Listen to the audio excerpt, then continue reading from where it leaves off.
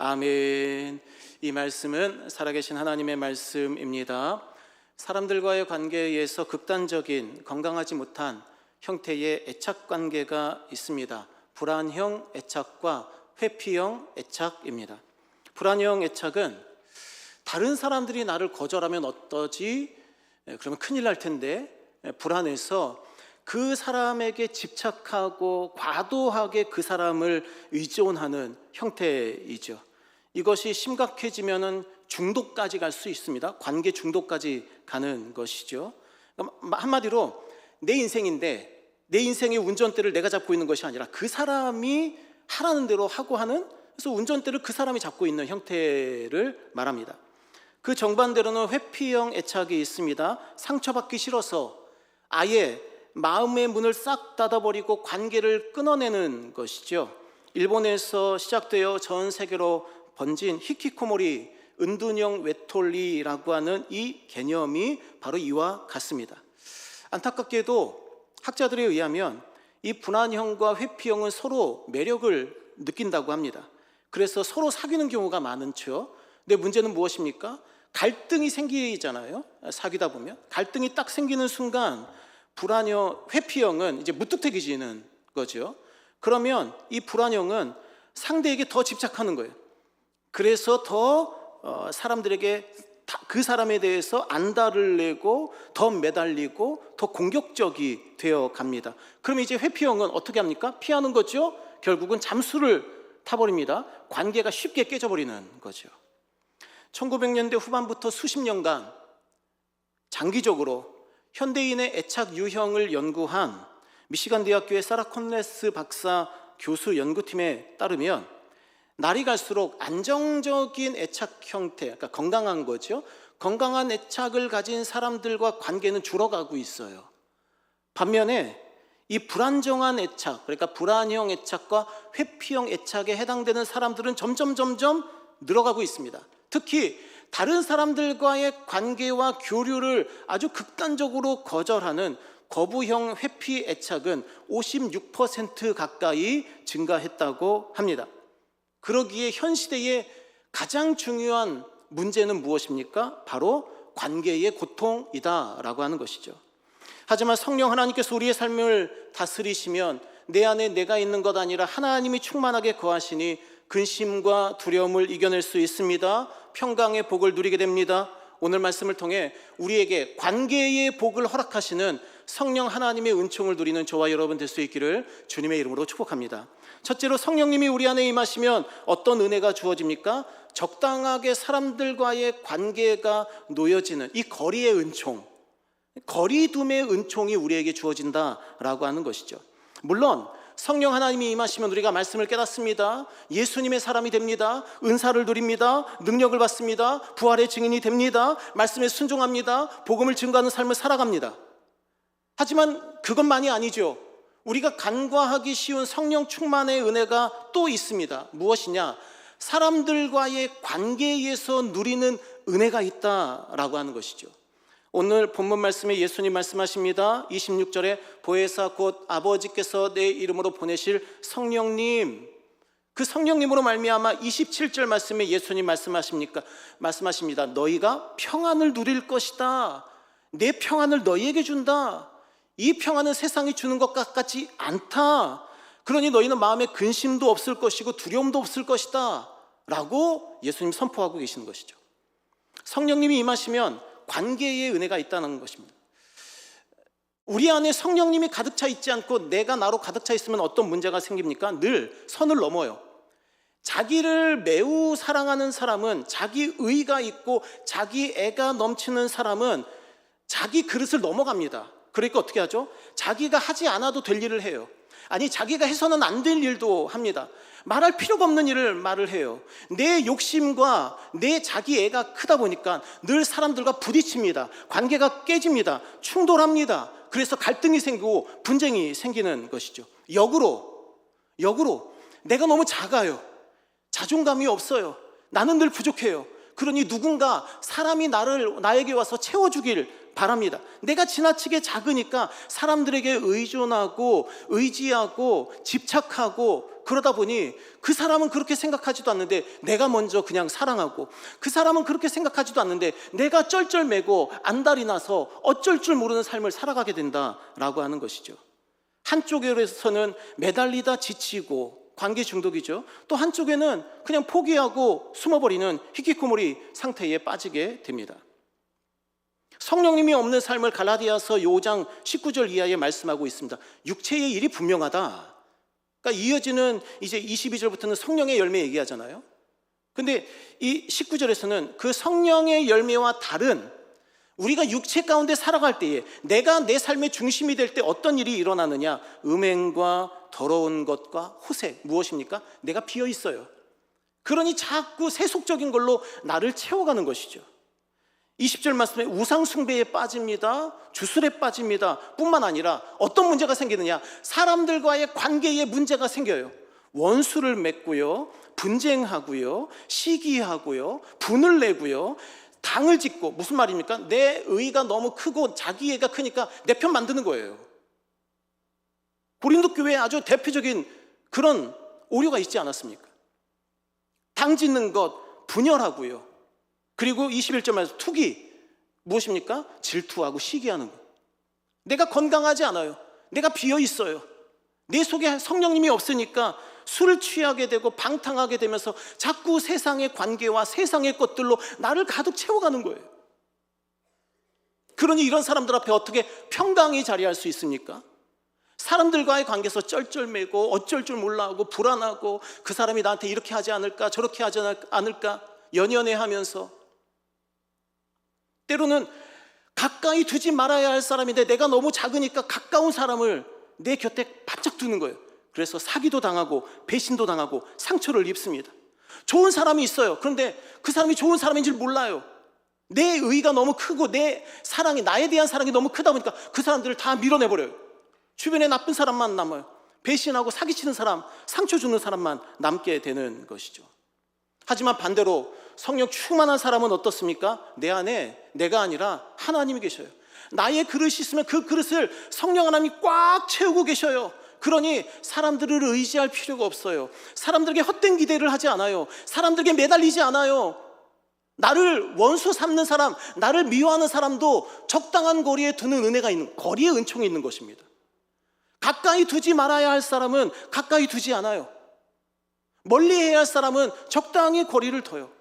그리고 잊지 말아야 할 관계에서는 내가 관심을 갖고 말씀으로 기도하고 축복하는 삶이 가능해지는 것이죠. 내 안에 하나님이 가득하시니 내 뜻이 앞서지 않습니다. 내 뜻이 앞서면 어떻게 돼요? 내 주장하고 내 뜻 말하고 그러면 자꾸 부딪히고 상처 주고 상처받고 힘들고 괴롭지요.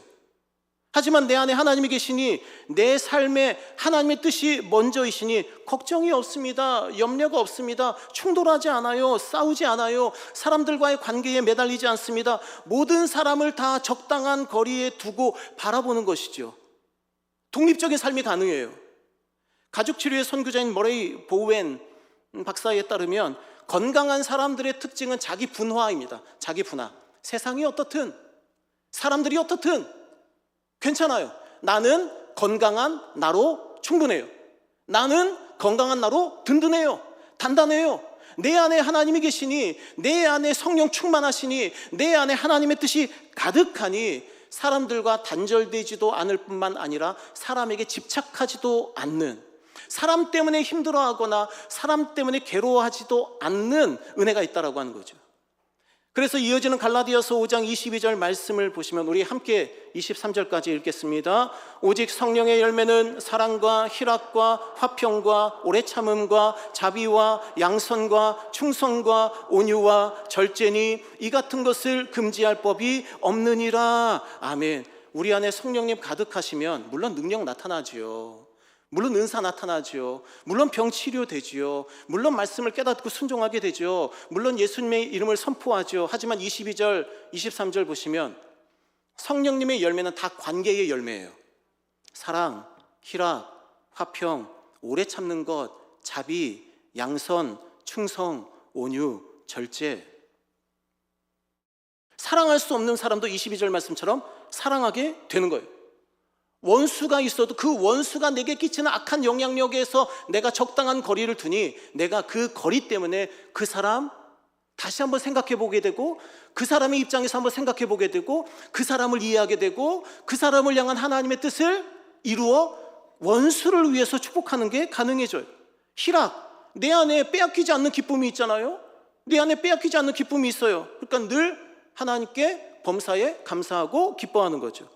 화평이 있습니다. 사람들과의 관계에서 늘 적당한 거리를 유지하며 내가 다가가기도 하고 그 사람이 찾아오기도 하면 늘 그 정도 수준에서 사랑의 공동체를 이루어가는 거죠. 오래 참습니다. 내가 단단하니까, 내가 충분하니까, 나로 충분하니까. 사람들이 내게 어찌하든 오래 참는 은혜가 있어요. 자비로울 수 있습니다. 선을 행할 수 있습니다. 내게 맡겨진 사명에 충성하면서 내가 사람에게도 충성할 수 있는 은혜가 주어지죠. 온유해져요, 사람들을 대할 때. 그리고 사람들과의 관계에서 지나침이 나타나지 않고 늘 적절한 수준에서 거룩하고 경건하게 사람들과의 관계를 유지한다라고 하는 것이죠. 그러므로 사랑하는 성도 여러분, 성령님이 가득하면 내 뜻과 내 생각이 앞서지 않으니 사람들과 싸울 일이 없습니다. 나는 그 사람의 마음을 어찌할 수 없어요. 하지만 내 뜻이 내 생각으로, 내 뜻으로 충만한 게 아니라 하나님의 영으로 충만하시니 다른 사람이 어찌할 수 없는 그 마음, 그럴 수 있지라고 봐주는 거예요. 그리고 믿는 것입니다. 시편 33편 15절 말씀에 사람들의 마음을 다 하나님이 지으셨으니 필요하면 그 사람이 내게 용서를 구하겠지, 필요하면 그 사람이 내게 도움을 주겠지, 필요하면 내가 그 사람에게 다가갈 수 있는 원수를 사랑하는 능력도 주시겠지. 하나님 믿으니까 건강하게 모든 사람을 적당한 거리에서 바라보는 그 거리의 은총을 누리게 된다 믿으시기를 주님의 이름으로 축복합니다. 그러므로 사랑하는 성도 여러분, 마음 가운데 늘 성령님을 모시기를 간절히 축복합니다. 그러면 특정한 사람을 특별히 의존할 필요가 없습니다. 그 사람이 돈이 많다고, 힘이 많다고, 권력이 있다고, 그 사람이 내게 그동안 잘해줬다고, 그렇다고 해서 그 사람에게 기울어진 삶을 살아가는 것이 아니라 모든 관계를 적절한 거리에서 바라보니 다툼도 없고 갈등도 없고 시기와 분냄, 심지어는 원수 짓는 것도 사라지니 성령 충만한 삶에 하나님의 평강이 가득할 것 아니겠습니까? 우리는 본래 하나님과 원수 되었었습니다.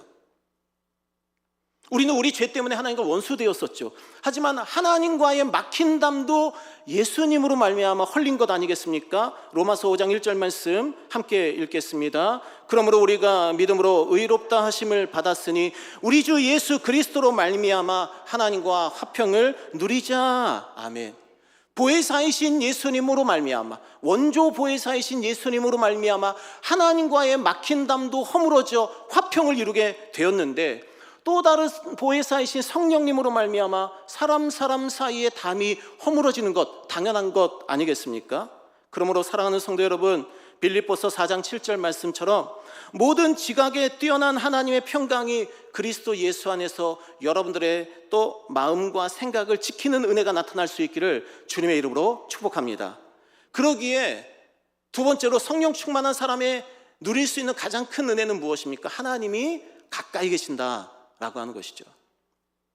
우리는 스데반 집사님을 예로 들 수 있습니다. 조금 긴 말씀이지만 저와 여러분이 54절부터 사도행전 7장 54절부터 60절까지 저와 여러분이 한 절씩 교독하겠습니다. 제가 먼저 읽겠습니다. 그들이 이 말을 듣고 마음에 찔려 그를 향하여 이를 갈거늘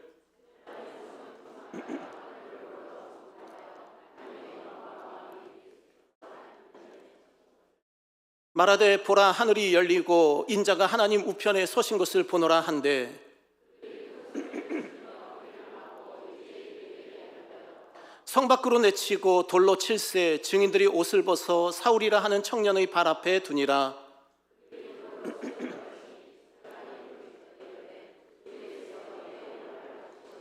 함께 읽습니다. 무릎을 꿇고 크게 불러 이르되 주여 이 죄를 그들에게 돌리지 마옵소서. 이 말을 하고 자니라. 아멘. 스데반 집사님이 계셔요. 복음을 증거하셨어요. 근데 그 얘기를 듣고 유대인들이 말 그대로 폭동을 일으킵니다. 54절 말씀에 이를 갈아요. 분노에 휩싸입니다. 늘 복수로 표현돼요. 다수의 사람들이에요. 증인들도 있었을 테니까 적어도 아주 적어도 3명, 아마 그 지역에 있는 사람이 다 와서 지금 돌로 치려할 거예요. 원래 그렇게 하니까요. 57절 말씀 막 소리를 질러요. 스데반 집사에게 달려들어요. 여기까지는 뭐 그럴 수 있지. 하지만 58절 딱 가면 얘기가 달라집니다. 성 밖으로 내 던지는 거죠. 뭡니까? 육체적인 접촉이 있는 거예요. 물리적인 접촉이 있는 거예요. 멱살을 잡아다가 질질질 끌고 가서, 여러 사람이 질질질 끌고 가서 분노에 차서 집어 던지는 거예요. 성 밖으로. 왜냐? 거룩하지 않다고 생각하니까 그 사람들은 성 밖으로 가서 오염을 제거해야 되잖아요. 그리고 성 밖에 가서 일제히 다 돌을 들어가지고 스데반 집사를 향해서 돌을 던지려고 하고 있습니다. 이 상황이에요. 이 상황. 일반적인 사람, 성령 충만하지 않은 사람 어떻게 합니까? 나 좀 살려주세요 하고 그 사람들 사이를 삐짓고 나가서 도망가려고 막 할 겁니다. 하지만 사람들이 많잖아요. 질질 끌려서 억울하게 죽겠죠. 하지만 여기에 핵심적인 단어가 있습니다. 55절 말씀에 스데반이 성령 충만하여. 사도행전에 성령 충만이 10번 등장합니다. 10번 등장할 때마다 똑같은 조건이 있어요. 늘 대적자 앞에 섭니다. 한번 여러분들이 성령 충만, 요즘에 인터넷에 검색 쉬우니까 한번 찾아보십시오. 성령 충만할 때 늘 어떤 상황에서 사도들과 제자들이 성령 충만하냐? 대적자들이 앞에 있어요, 무조건. 그 대적자들 앞에서 두려움 없이 담대하게 평안함으로 복음 증거하는 능력이 성령 충만의 능력이에요. 여기서도 마찬가지예요. 스데반이 성령 충만해요. 그 전에 이미 6장에서 설교를 했어요. 복음을 증거했습니다. 근데 그때는 성령 충만이라는 단어가 등장하지 않아요. 하지만 바로 이 부분, 55절 말씀의 이 부분에서 성령 충만합니다. 그리고 어디를 바라봐요? 하늘을 바라봅니다. 지금 사람들이 돌을 쳐서 스데반 집사님 죽이려고 하고 막 여기 멱살 잡고 막 끌어당기고 막 하면서 옷이 막 찢어지는 상황이라고요. 그런데 성령 충만하니까 사람들과의 거리가 쫙 벌어집니다. 쫙 벌어져요. 물론 사람들은 나를 붙잡고 있겠지요.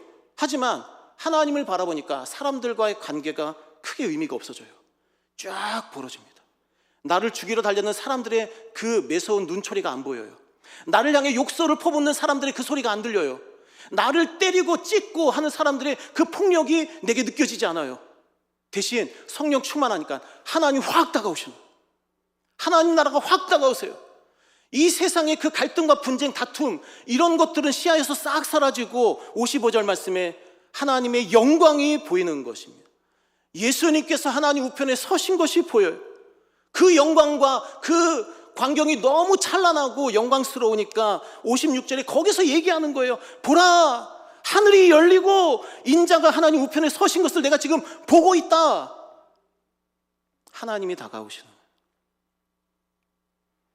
더 이상 스데반 집사님에게는 사람들의 던지는 돌과 욕지거리 그 소리들과 옷을 찢어내는 그 폭력이 더 이상 현실이 아니에요.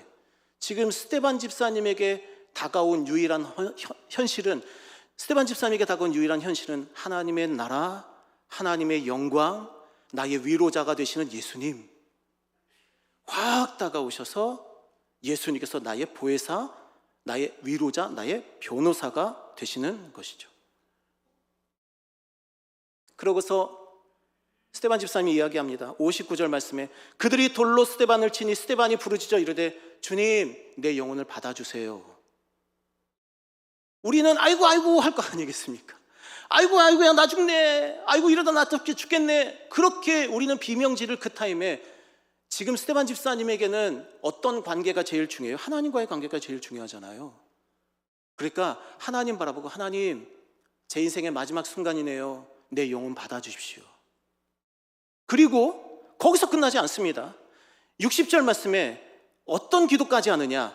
주여, 이 죄를 그들에게 돌리지 마옵소서. 지금 나를 죽이고 있잖아요. 돌로 쳐서 내 머리를 깨뜨리고, 돌로 던져서 내 눈을 못 보게 만들고, 돌을 져서 내 이가 다 나가는 상황이에요. 근데 성령 충만하니까, 평안이 있으니까 사람들과의 관계가 이렇게 멀어져요. 그리고 그 사람들을 향하신 예수님께서 하셨던 그 일들이 머릿속에 생각이 나요.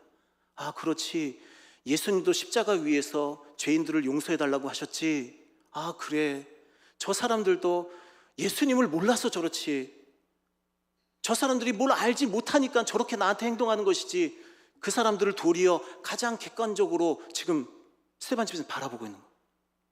그리고 객관적으로 바라보고 거리를 두고 바라보고 그 사람들의 입장에서 생각하니까 어떻게 기도하는 거예요? 그 원수를 위해서 사랑하는 마음으로, 주님, 그들의 죄를 그들에게 돌리지 마시길 바랍니다. 이 기도 때문에 사도행전 2장의 초대교회가 복음 선포했을 때 예수님을 십자가에 못 박았던 그 사람들이 3,000명이나 하나님 앞에 내 죄를 회개합니다 고백하며 나왔던 건 아니겠습니까? 이 기도 고백 생각하시고, 이 기도 예수님께서 기억하시고, 그들의 죄를 그들에게 돌리지 마옵소서 스데반 집사님이 기도하니까 예수님께서 그 기도를 들으시고 그들을 용서하신 거죠. 요한일서 4장 18절 말씀에 사랑 안에 두려움이 없다, 온전한 사랑이 두려움을 내쫓는다. 요한복음 14장 16절 17절 말씀 우리 함께 읽겠습니다. 내가 아버지께 구하겠으니 그가 또 다른 보혜사를 너희에게 주사 영원토록 너희와 함께 있게 하리니 그는 진리의 영이라. 세상은 능히 그를 받지 못하나니 이는 그를 보지도 못하고 알지도 못함이라. 그러나 너희는 그를 아나니 그는 너희와 함께 거하시며 또 너희 속에 계시겠음이라. 아멘. 성령 하나님의 가장 첫 번째 우선되는 가장 중요한 기능은 무엇입니까? 하나님이 내 안에 가득하신 거예요. 우리와 함께 계시는 거예요. 우리와 함께 거하시는 거예요. 우리 속에 계시는 거예요. 우리 속에 계시니까 든든하죠, 단단하죠. 돌로 무너뜨릴 수 없는 우리가 되는 거예요. 욕지거리로 무너뜨릴 수 없는 우리가 되는 거예요. 침뱉음으로 무너뜨릴 수 없는 우리가 되는 거예요. 왜요? 우리 안에 하나님이 계시니까.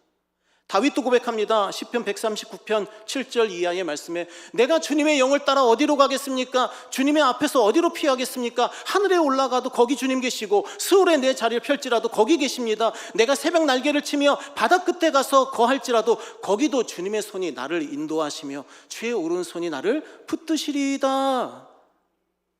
그러게 개혁주의 신학자 헤르만 바빙크는 이렇게 고백합니다. 하나님은 나보다 더 나에게 가까이 계신 분이십니다. 태평양 전쟁 말기에 필리핀에서 미국인 선교사님 부부가 사역을 하셨습니다. 근데 일본군에게 스파이로 몰려서 잡혀서 처형 명령이 딱 내려와요.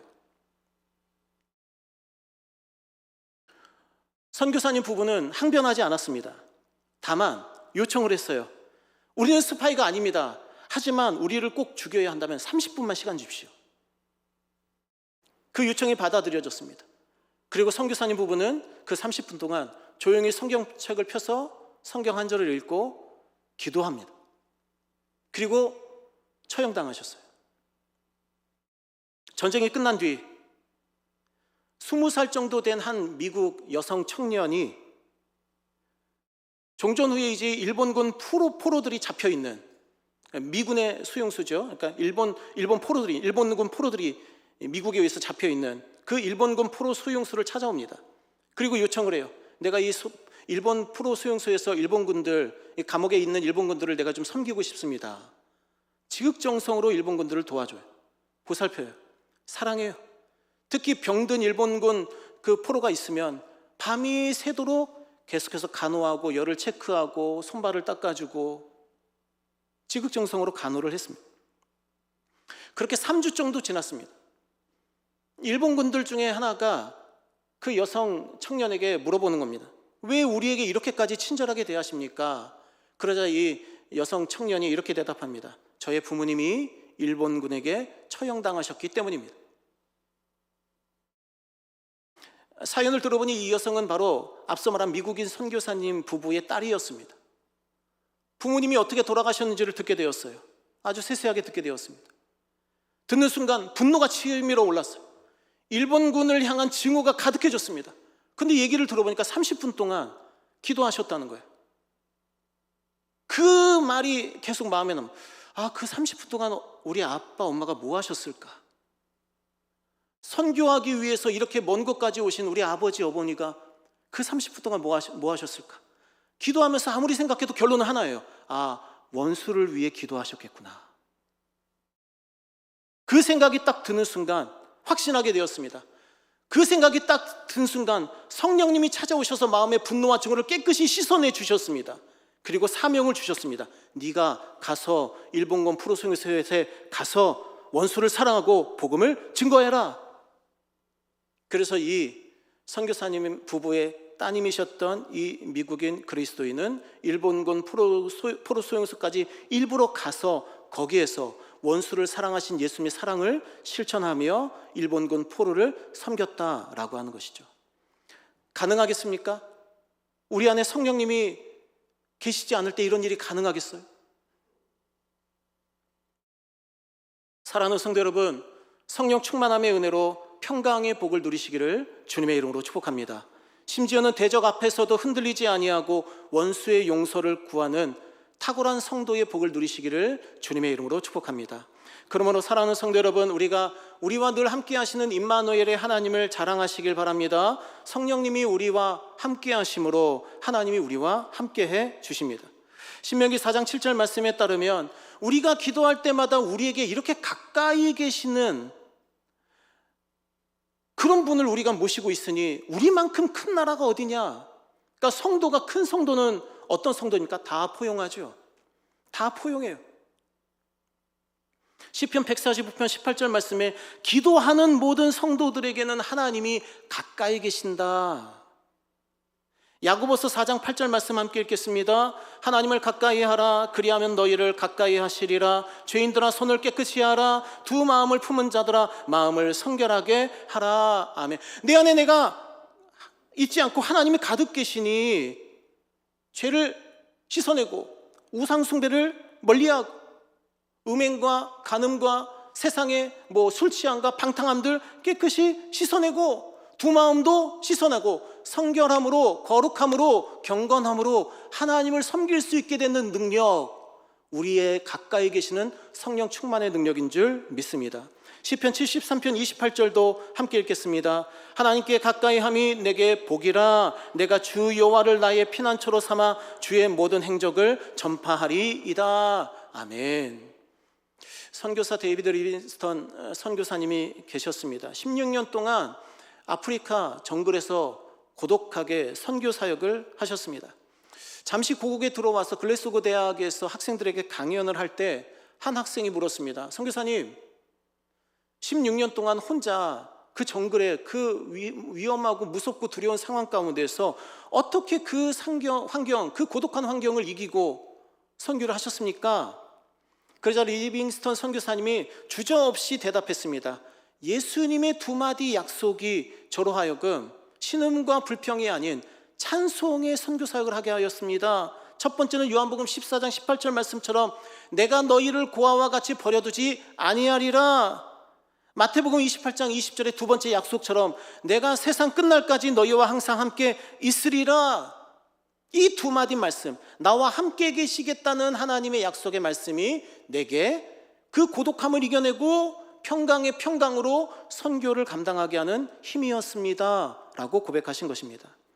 사랑하는 성도 여러분, 지금도 성령 충만함으로 우리와 함께 하시는 하나님이 세상 끝날까지 우리와 함께 하시며 하나님의 나라에서도 우리와 함께 하시는 것을 믿으시기를 주님의 이름으로 축복합니다. 요한계시록 21장 3절 4절 우리 마지막으로 함께 읽겠습니다. 내가 들으니 보좌에서 큰 음성이 나서 이르되 보라, 하나님의 장막이 사람들과 함께 있음에 하나님이 그들과 함께 계시리니 그들은 하나님의 백성이 되고 하나님은 친히 그들과 함께 계셔서 모든 눈물을 그 눈에서 닦아주시니 다시는 사망이 없고 애통하는 것이나 곡하는 것이나 아픈 것이 다시 있지 아니하리니 처음 것들이 다 지나갔음이러라. 아멘. 그러므로 사랑하는 성도 여러분, 성령님 우리 가운데 오셔서 제일 먼저 주시는 은혜는 평안입니다. 성령의 열매는 우리가 사람들과의 관계에서 누리는 열매들, 복들입니다. 우리가 가득하면 우리는 우리의 욕심, 자기애 혹은 자존감의 낮음 때문에 끊임없이 충돌하고 싸우고 분열하고 다투고 때로는 중독적이 되고 집착하고 매달리지만 우리 안에 이 그릇에 성령님이 충만하면 우리가 건강하게 됩니다. 단단하게 됩니다. 적당한 거리에서 사람들을 바라보기 때문에 심지어는 원수도 사랑하는 은혜가 있을 줄 믿습니다. 저와 여러분이 성령 충만하여 임마누엘 우리와 함께 하시는 하나님의 그 권능을 누림으로 누구든지 사랑하고 누구든지 배려하고 그렇게 주님의 행적을 세상에 선포하고 자랑하는 저와 여러분 될 수 있기를 주님의 이름으로 축복합니다. 기도하겠습니다.